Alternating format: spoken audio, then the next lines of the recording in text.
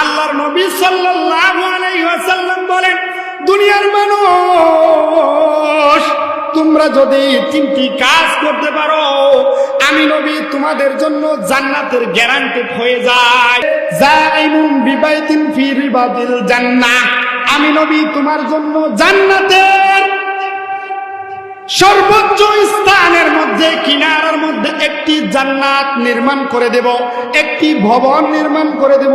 এক নাম্বার কাজ হবে তুমি ঝগড়া কলহ বিবাদ থেকে দূরে থাকবে।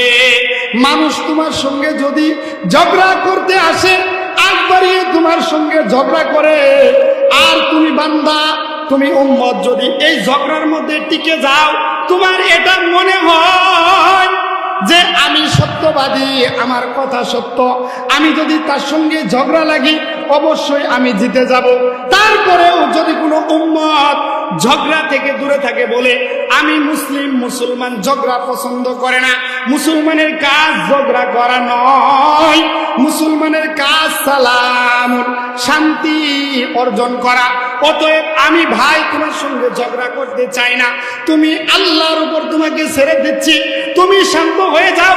এই কথা যদি কোনো উম্মত বলতে পারে, আল্লাহর নবী সাল্লাল্লাহু আলাইহি সাল্লাম বলেন, ওই উম্মতকে আমি নবী জামিন হয়ে জান্নাতের মধ্যে একটি ভবন নির্মাণ করে দেব।